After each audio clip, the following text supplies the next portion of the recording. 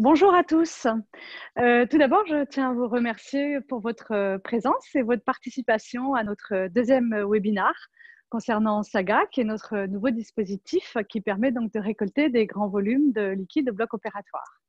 Donc, je suis Anne-Elisabeth Elie, je suis Sales Clinical spécialiste chez CRS, qui est une société spécialisée donc, dans l'aspiration chirurgicale. Je serai accompagnée pendant ce webinaire par Stéphane Corr, qui est notre vice-président, qui est derrière la caméra, qui m'aidera du point de vue technique, alors vous ne le verrez pas forcément. Et je serai également accompagnée de Laure Lacoste, qui est notre directrice de projet Saga, qui est basée donc en Finlande et qui répondra, ou qui en tout cas sélectionnera les questions que vous pouvez nous poser par écrit pendant ce webinaire. Donc, ce webinaire se déroulera en trois parties. Tout d'abord, je vais vous présenter donc, Saga derrière moi, donc ses fonctionnalités, ses avantages. Ensuite, donc, on basculera sur une présentation PowerPoint pour vous présenter la société CRS pour ceux qui ne nous connaissent pas encore. Et donc, en troisième partie, on répondra aux questions. Et puis, bien évidemment, si je n'ai pas le temps de répondre à toutes les questions que vous avez posées, je reviendrai vers vous avec plaisir par la suite. Donc, nous sommes partis de l'idée qu'il fallait donc moderniser l'aspiration au bloc opératoire et qu'il fallait réinventer l'aspiration au bloc pour aider le personnel infirmier dans leur flux de travail. Saga présente trois avantages principaux. Donc, le premier avantage, c'est le fait de soulager le personnel infirmier, de soulager immédiatement le personnel infirmier, par exemple dans l'accélération du temps de préparation des salles entre deux patients. Le deuxième avantage, c'est le calcul de déficit qui s'affiche en temps réel et avec précision pendant toute la durée de l'intervention. Vous allez voir qu'avec Saga, quel que soit le volume de liquide d'irrigation recueilli, on n'arrête jamais l'aspiration. Le troisième avantage, c'est vraiment le fait d'optimiser la gestion des fluides, ce qui est un élément essentiel pour améliorer la sécurité et le flux au bloc d'urologie et au bloc d'arthroscopie. Et puis, vous verrez également qu'avec Saga, on peut solidifier les liquides pour une meilleure élimination des déchets. Donc, Saga se présente, vous le voyez derrière moi, il se compose de différents éléments. Donc, on va les voir. Le premier élément, c'est l'unité centrale. Ensuite, donc, vous avez un écran tactile où s'affichent toutes les informations en temps réel durant l'intervention concernant l'aspiration. Vous avez des collecteurs, là on ne les voit pas bien, mais on les verra plus en détail tout à l'heure. Des potences, une ou deux potences, ça reste au choix du client. Et bien évidemment, deux lignes d'aspiration. Donc, vous avez une première ligne ici, la deuxième est derrière, vous ne la voyez pas, mais chaque ligne donc, est composée de 3 bocaux de 6 litres chacun, avec des sacs d'aspiration, donc de 6 litres à l'intérieur. Donc, on va parler de l'aspiration et du recueil des fluides. Je vais vous montrer. Je vais m'arrêter un instant sur les poches Saga et je vais vous montrer donc à quoi elles ressemblent. Donc, les poches Saga, on utilise vraiment une technologie innovante et avancée. Comme vous voyez, les poches Saga n'ont pas de couvercle, n'ont pas d'orifice qu'il faut reboucher. Ça veut dire qu'on élimine le risque de contamination du personnel qui manipule les sacs. Ensuite, on utilise un plastique très léger, très fin, qui permet donc d'être plié de cette façon-là, donc ce qui nous permet en fait de stocker un grand nombre de poches dans un plus petit volume. Les poches Saga sont livrées avec cette tubulure, donc elle est livrée et installée, ça c'est souvent une question qu'on nous pose. Et la grande particularité des sacs Saga, c'est surtout qu'ils sont multipatients. Ça veut dire que tant que les poches ne sont pas pleines, on les laisse en place et on ne s'occupe plus de l'aspiration, par exemple, entre les patients. Alors, ensuite, on va passer un autre élément que je voulais vous dire également, c'est concernant les bocaux. On n'a pas besoin de nettoyer les bocaux entre les patients, on laisse les sacs en place, comme je vous ai dit. Donc, on n'a pas besoin d'utiliser de charges chimiques, par exemple, pour nettoyer les bocaux entre deux patients et des charges chimiques qui seraient, par exemple, rejetées dans les égouts. On a, donc, comme je vous disais tout à l'heure, un collecteur qui est ici. Donc, le collecteur, vous avez 3 connexions possibles sur le collecteur. Donc, trois connexions, une pour l'aspiration au sol, une pour l'instrument du chirurgien, une pour les champs, comme vous souhaitez. Je vais vous montrer comment on change les poches et comment, en fait, on peut augmenter la capacité de recueil avec Saga. Donc, le dispositif se compose de l'unité centrale avec un capot qu'on peut relever. À partir de là, je vais lancer l'aspiration. Enfin, oui, je peux la lancer comme ça. Non, excusez-moi, je vais lancer l'aspiration. Donc, il suffit d'appuyer sur l'icône lecture et l'aspiration se met en route. Donc, vous voyez sur l'écran tactile, d'ailleurs, puisqu'on est là, vous avez donc les 2 lignes d'aspiration qui sont représentées, ici et ici, la ligne A, la ligne B.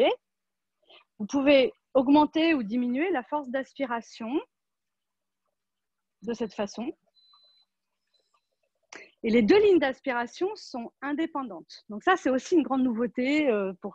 Dans les salles d'opération, on n'a pas l'habitude d'avoir 2 lignes d'aspiration. On peut avoir une forte, par exemple, pour le sol et une faible pour l'instrument du chirurgien. Donc, comment augmenter, je reviens à ce que je commençais à vous dire tout à l'heure, comment augmenter le recueil de liquide avec Saga. Donc, j'ai ouvert le capot. Stéphane, tu me vois bien? Enfin, tu me vois, c'est surtout les bocaux qu'il faut voir. Vous voyez que le bocal qui est en train de travailler, qui est en train d'aspirer, est éclairé. Donc, à partir de là, on sait que celui-ci, on n'y touche pas, il est en train de travailler. On peut changer tous les autres sacs. Donc, je vais vous montrer comment on enlève un sac. Donc, il suffit d'ouvrir le couvercle. Vous avez une première poignée qui est ici. On enlève donc la tubulure qui est connectée au collecteur et on soulève le... Alors, j'en ai préparé un qui est plein. Je voulais vous montrer comment on enlevait un sac plein. Et vous avez donc une deuxième poignée en bas du sac qui vous permet vraiment une excellente prise en main. D'accord? Donc, comme habituellement, vous allez jeter le sac dans le local poubelle. Ensuite, on va mettre un nouveau sac, celui que je vous ai montré tout à l'heure. Donc, il suffit d'enlever la tubulure ici et on va poser le sac tout simplement dans le bocal de cette façon-là. On va refermer le couvercle et encliqueter la tubulure dans le collecteur. Vous voyez que pendant que je fais tout ça, l'aspiration ne s'est pas arrêtée. Le chirurgien ne s'est aperçu de rien. On a mis en place un nouveau volume de liquide, de 6 litres quand même. On peut changer celui-ci, on peut changer les autres. L'aspiration ne s'arrête jamais. Donc, ce que je veux dire par là, c'est que déjà, là, on commence à rentrer dans l'idée que les 36 litres dont je vous parlais au départ, on va bien au-delà de ces 36 litres. On est dans une capacité de recueil pratiquement infinie, en fait. Si vous avez besoin de passer au-delà de 18 litres, on va passer sur la ligne suivante. Donc là, j'ai mis un autre collecteur, mais on peut l'enlever.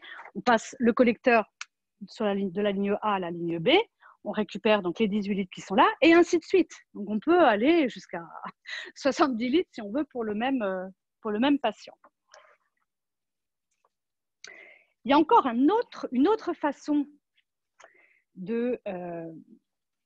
d'augmenter la capacité de recueil en une seule fois, qui est assez ingénieuse, vous allez voir. On va en parler par la suite. Alors, je referme le couvercle et je vais vous parler du déficit, entrée-sortie. Comme je vous disais au départ, donc vous avez des potences ici qui sont équipées d'un système ingénieux de balance. Alors, elles sont motorisées. Elles peuvent soutenir jusqu'à 10 litres chacune. Les bocaux sont posés sur des balances. Et en fait, le système de Saga calcule constamment, pendant toute l'intervention, la différence entre les entrées et les sorties. Donc, sur l'écran, vous allez avoir vous allez avoir le calcul de déficit qui s'affiche vraiment avec précision et en temps réel. Alors, on est d'accord que, alors on est en 2020. Ce qui serait bien en fait, c'est qu'on demande, qu'on donne la possibilité aux infirmières qu'elles arrêtent de faire des calculs mentaux en salle. On est tous d'accord qu'on continue à faire ces calculs mentaux pour les RTUP, les RTUV, parce qu'on veut savoir voilà, quelles sont les entrées, quelles sont les sorties. Toujours très désagréable d'avoir à gérer un patient en salle de réveil qui ne se sentirait pas bien et qui aurait absorbé un trop grand volume de liquide. Et c'est toujours des situations qu'on n'aime pas gérer. Donc, on continue à faire ces calculs mentaux. Libérer du temps aux infirmières pendant ces interventions, c'est également leur apporter un vrai bénéfice, en tout cas en termes de temps et de sécurité pour le chirurgien, pour le patient et pour elle. Donc, imaginons que nous sommes en fin d'intervention, on va arrêter d'aspirer. On est toujours avec le même dispositif qui a été mis en place le matin en salle et qui va rester jusqu'à la fin de la journée en salle. À aucun moment, on a été obligé de sortir la machine au milieu d'intervention, par exemple, parce qu'on a atteint le taux maximum de recueil de volume. Non, la machine, elle est restée là et on n'y touche pas. Donc ça, c'est un autre avantage. Donc, comme je vous disais, imaginons que nous sommes en fin d'intervention. On va donc appuyer sur l'icône terminée. Donc là, il va juste nous demander si on est sûr qu'on a bien fini le patient. Donc je marque oui. À ce moment-là, il se passe deux choses. La première, c'est au niveau du collecteur. Alors je vais vous montrer le collecteur, je vais m'approcher. C'est au niveau du collecteur, on a un code à l'arrière qui est le code RFID, qui est un code RFID, qui va être invalidé lorsqu'on va appuyer sur terminer. Ça va éviter l'erreur de recommencer le patient suivant avec le collecteur du patient précédent. Si l'infirmière a oublié d'enlever le collecteur, ce n'est pas grave. Lorsqu'elle appuiera sur l'icône aspiration, d'abord l'aspiration ne se mettra pas en route. Il y aura un message qui s'affichera sur l'écran pour indiquer que le collecteur n'est pas valide. À ce moment-là, il suffit de l'enlever et d'en remettre un autre. Donc, vous avez bien compris que cet élément, c'est le dispositif en fait à usage unique qui est utilisé pour sa gamme. La deuxième chose qui se passe, c'est au niveau de la solidification. Donc, on en parlait au début de session. En fait, automatiquement, le système va solidifier les liquides, va faire le calcul de grammage de gel solidifiant dont il aura besoin en fonction de la quantité de liquide qui a été récoltée. Donc ça, il n'y a rien à faire, c'est uniquement en appuyant sur terminer. On a aussi la possibilité, en allant dans le menu, de solidifier des poches, certaines poches, A1, A2, P3, comme on veut. Et puis, on peut aussi, bien évidemment, ne pas solidifier du tout, puisque ça reste une option. Alors, je vais lever le suspense quant à la dernière possibilité de changer un grand volume de récupérer un grand volume de recueil de liquide. Je vous ai montré tout à l'heure l'unité centrale. En fait, l'unité centrale, elle se sépare en deux. Donc, juste de cette façon-là, en appuyant, en soulevant la poignée, on récupère le chariot. Donc là, en général, les infirmières, elles adorent parce qu'elles ont tout de suite compris l'utilité. C'est qu'on va pouvoir sortir donc, les 36 litres d'un coup, sans avoir à porter bien évidemment les sacs et transporter juste le petit chariot jusqu'au local poubelle. Et on peut même avoir un deuxième chariot, imaginons si à un moment où on veut changer entre deux patients, le chariot est récupéré 36 litres d'un coup, on peut sortir celui-ci, remettre l'autre en place, et comme ça nous laisse le temps tranquillement de changer les autres poches. Et j'en profite pour vous montrer à l'arrière la cartouche de gel qui est ici en fait, qui se change à ce niveau-là. Donc je le remets en place. Et ça va m'amener donc à vous parler du dernier point, enfin de l'avant-dernier point que je voulais vous montrer. Il s'agit du menu historique. Alors le menu historique, je laisse Stéphane revenir vers moi. Donc, le menu historique, il est dans le menu ici. Donc là, bon, il se réinitialise. Le menu historique, en fait, il va nous permettre de récupérer, en fait, les données concernant l'aspiration sur les 50 derniers patients qui sont enregistrés. Alors, on ne demande pas aux infirmières de rentrer les noms des patients, etc. Le but, ce n'est pas de leur rajouter du travail. Le but, c'est juste de leur donner des informations. Donc, elles savent bien, donc il y a l'heure de début d'intervention, il y a la date de l'intervention. Donc, elles savent bien si le patient X, il a été opéré à 9 h ou à 13 h. Donc, imaginons qu'elles doivent revenir sur cette intervention. Et là, vous avez en fait tout le détail de ce qui s'est passé. Donc, l'heure de début, l'heure de fin d'intervention, le volume de liquide d'irrigation utilisé, le grammage de la poudre géléifiante utilisée pour ce patient, etc., le nombre de collecteurs, etc. Donc, elle a toutes les données. Voilà, donc là, je vous ai montré l'avant-dernier point. Et l'autre point que je voulais vous montrer également, c'est dans la solidification, on a poussé le concept même encore plus loin concernant le déficit, c'est-à-dire qu'on a la possibilité de programmer une alarme. Imaginons que le chirurgien, voilà, ça lui pose un problème à 1 litre, 1,5 litre d'avoir un déficit trop important. On a la possibilité de programmer une alarme dans le menu qui va retentir si le volume de déficit est atteint. Donc à 1 litre, 1,5 litre, vous avez une petite alarme qui retentit et un message qui s'affiche sur l'écran et qui vous indiquera que voilà, il y a un déficit. Donc on va regarder où est le liquide, s'il est par terre, dans les champs. Si tout est sec, eh ben, le chirurgien ira voir dans l'abdomen du patient. Et en tout cas, il pourra faire ce qu'il faut en pré-op plutôt qu'en post-op. Donc ça, c'est une réelle sécurité. Voilà, donc là, je vous ai montré donc, les points principaux de Saga.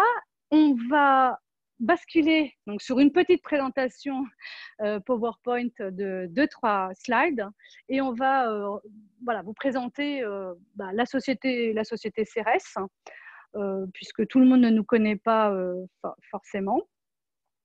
Alors, vous n'avez rien à faire, la présentation voilà, s'affiche sur votre écran. Donc, comme je vous le disais tout à l'heure, l'idée est vraiment de réinventer l'aspiration chirurgicale. CERES vraiment innove en matière de gestion des fluides en chirurgie grâce à Saga.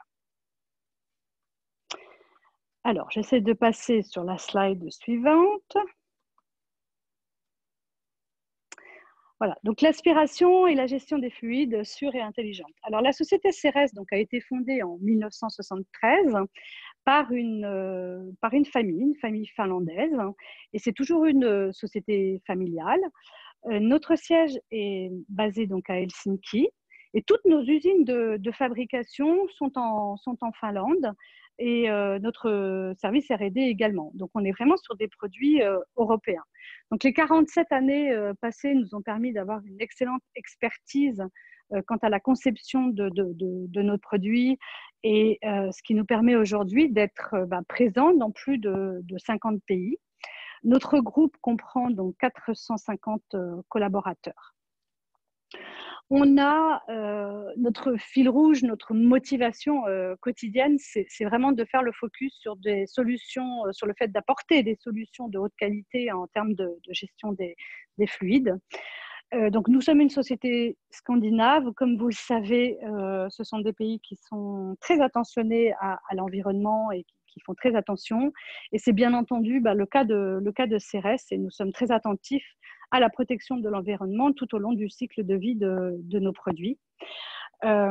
Aujourd'hui, que ce soit les poches d'aspiration ou nos dispositifs de gestion des fluides ou d'élimination des fluides, nos produits sont utilisés dans plus de 60 000 interventions par jour dans le monde. Donc, grâce à nos solutions intelligentes autour de l'aspiration, ce qu'on veut vraiment apporter aux professionnels de santé, c'est le fait de pouvoir se concentrer sur ce qui compte, le fait de pouvoir se concentrer sur ce qu'ils savent faire de mieux, c'est-à-dire s'occuper des patients, parce que voilà, on travaille tous dans le médical et il ne faut pas oublier que le point central, ce sont bien entendu les patients. Voilà, donc la présentation PowerPoint est maintenant terminée. Alors, ça affiche donc sur l'écran mes coordonnées. Donc, vous pouvez les noter. Vous pouvez revenir vers moi, bien entendu, je vous répondrai avec grand plaisir. Nous, enfin vraiment, moi, ce que je dis toujours, c'est il faut mettre Saga dans la vraie vie. C'est-à-dire qu'il faut l'essayer, il faut l'installer, il faut le mettre en essai dans les blocs opératoires pour voir comment de façon personnalisée, vous allez, Saga va vous apporter des choses en fonction de votre propre flux de travail, de votre propre organisation. Et c'est ça l'intérêt aussi, c'est de vous le mettre à disposition avec un accompagnement. Hein. Moi, je suis là pendant les 15 jours, les 3 semaines ou les 5 jours que vous aurez décidé.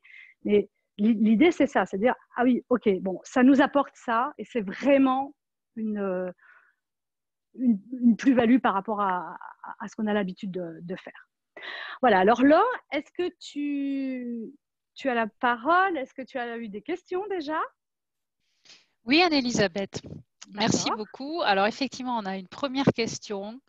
Oui. Et la question est la suivante. Comment sont éliminées les poches de recueil après? Comment sont éliminées les poches? Alors les dasseries, en fait, sont éliminées comme les poches que vous utilisez habituellement sur votre relais. C'est vrai que les poches, en fait, elles ont le même circuit que les poches que vous avez changées entre 2 interventions. Vous avez refait le montage en série, etc. Ces poches-là, vous les mettez en général dans des bacs jaunes, dans des poubelles jaunes, qui sont éliminées dans des containers. Est-ce que je réponds à la question? Est-ce que Laure, tu as quelque chose à rajouter?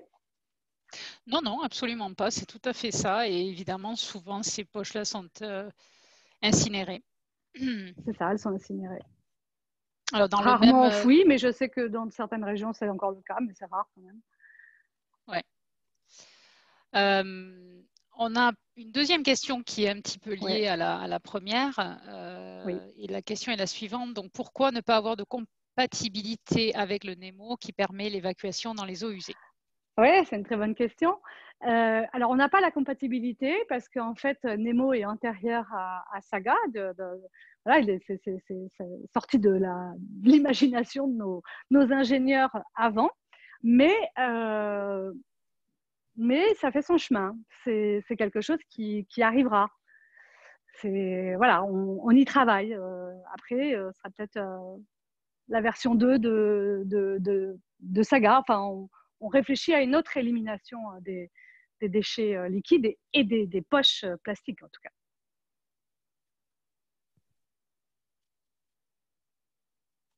Alors j'ai une autre question qui est posée également sur comment est utilisé le système dans la journée, c'est-à-dire que la question est la suivante.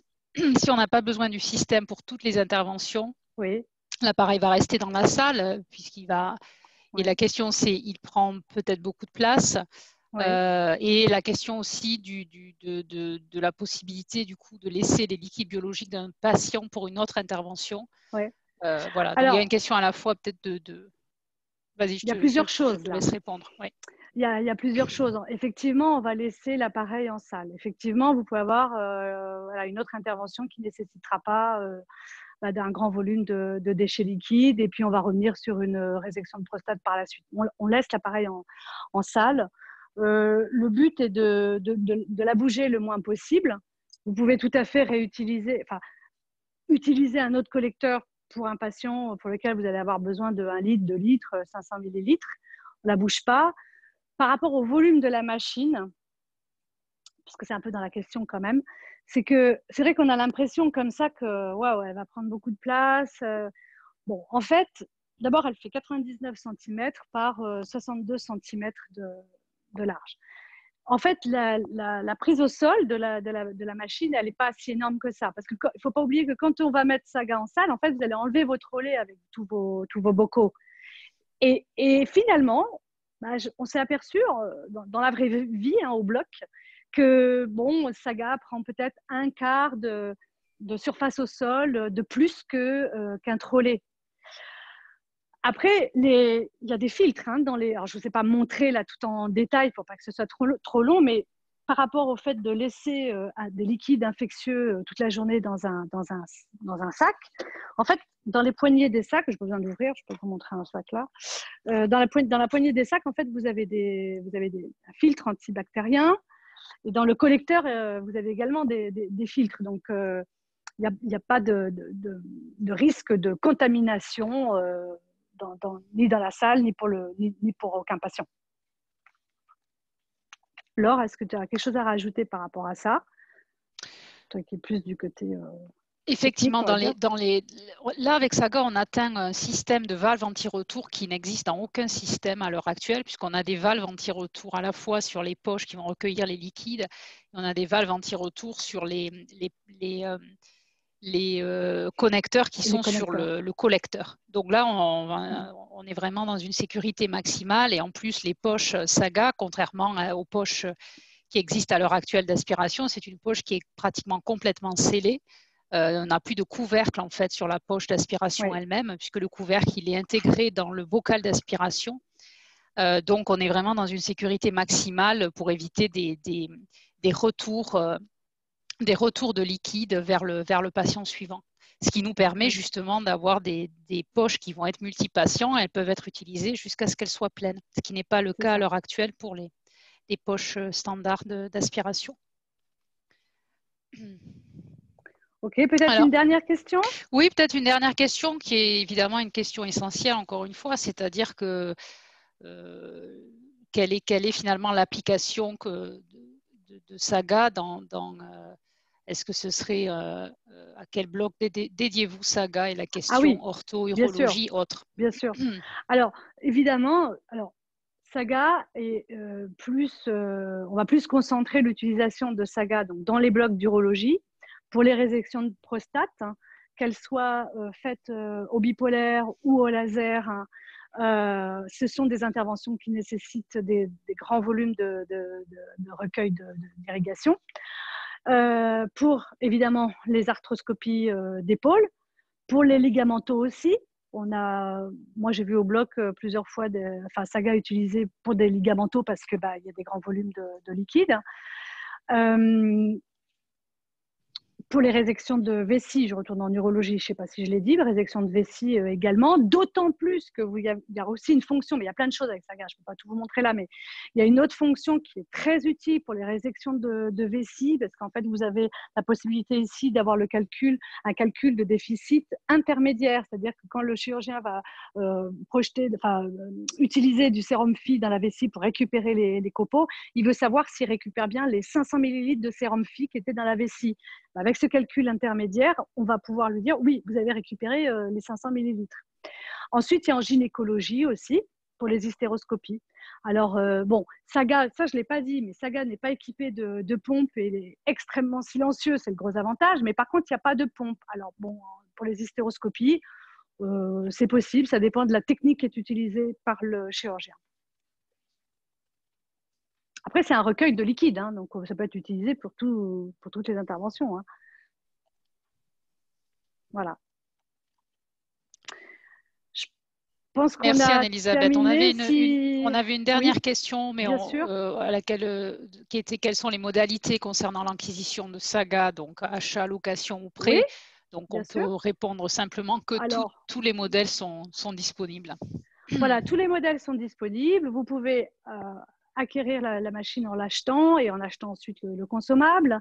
On fait des mises à disposition, mais après on est ouvert à toute idée. Nous on est en début de la mise en place, puisque Saga en fait il est sur le marché depuis le début de l'année. Donc s'il y a des modèles qui intéressent des cliniques et qui nous donnent peut-être même des idées de nouvelles choses qui se mettent en place, je dis toujours, on est une grosse société dans une petite structure. Donc, c'est un gros avantage parce qu'en fait, vous pouvez discuter avec nous tout le temps et on est très réactif. Et il n'y a pas besoin de demander l'avis à 50 personnes. On est tout de suite là et on vous répond. Donc, revenez vers moi. Je reviendrai vers vous aussi avec grand plaisir. Voilà. Bon, je vous remercie en tout cas du temps que vous nous avez consacré. Je vous remercie pour l'intérêt que vous portez à notre dispositif. J'espère vous revoir très prochainement dans vos blocs opératoires ou en tout cas dans vos hôpitaux, à la pharmacie. Ou, voilà. Et ce sera avec grand plaisir.